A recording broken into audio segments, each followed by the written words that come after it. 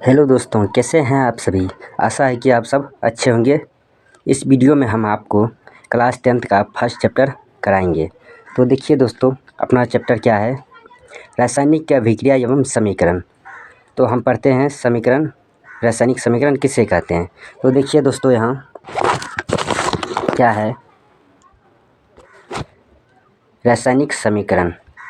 जब किसी रासायनिक अभिक्रिया में अभिकारक एवं उत्पाद की जगह उनके रासायनिक सूत्रों का उपयोग करते हैं, तब उसे रासायनिक समीकरण कहते हैं। तो देखिए दोस्तों, हम अब समझ लेते हैं। तो देखिए यहाँ क्या है, जैसे में दिया है यहाँ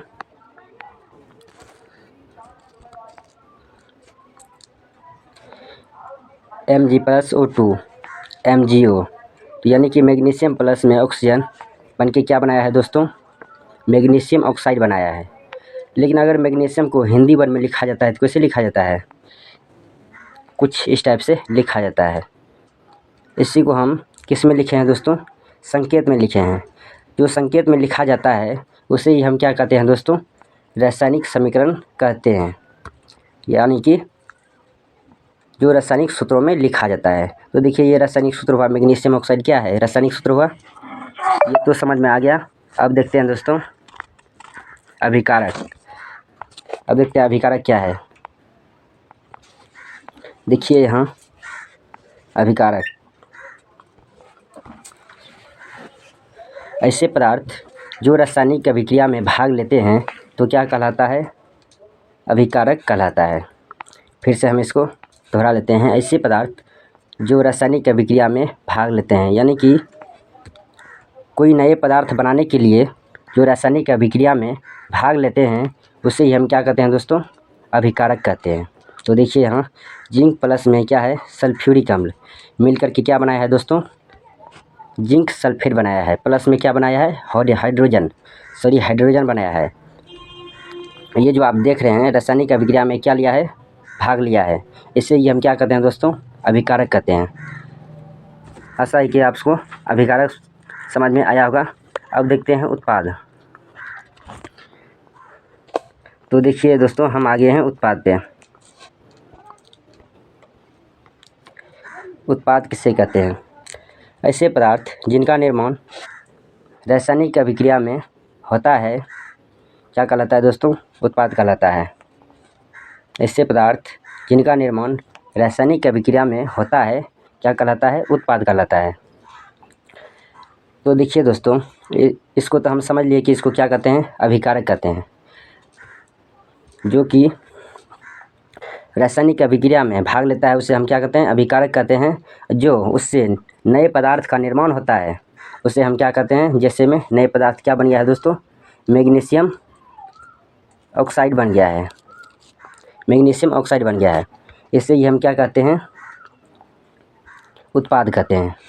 तो देखिए दोस्तों, ये तो समझ में आ गया।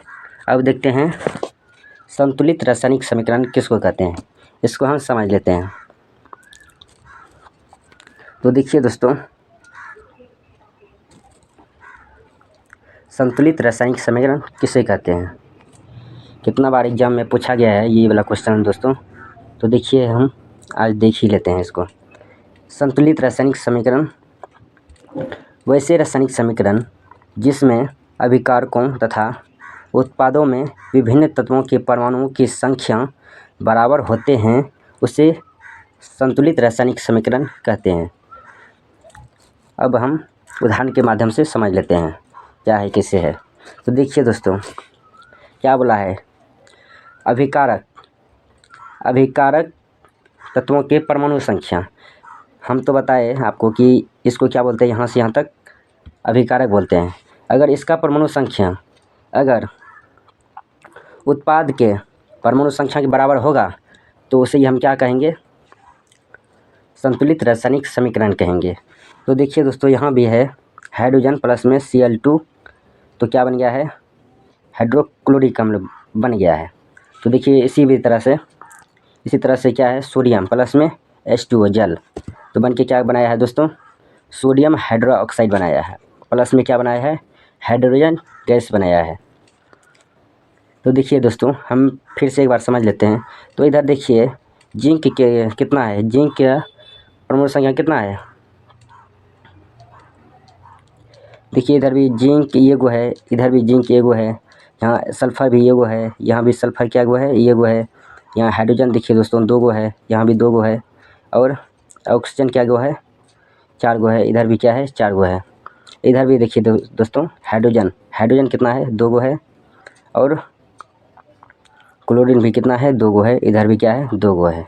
उसी तरह से सोडियम में भी क्या है, सोडियम भी 2 गो है, इधर भी क्या है, 2 गो है, और इधर भी देखिए हाइड्रोजन कितना है, ये गो है, 2 गो है।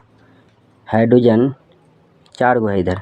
इधर भी क्या है दोस्तों, 4 गो है हाइड्रोजन। इधर भी 4 गो है, इधर भी 4 गो है, 2 गो यहाँ, 2 गो यहाँ। हमारे इस चैनल को सब्सक्राइब ज़रूर करें। मिलते हैं अगली वीडियो की ओर, तब तक के लिए धन्यवाद।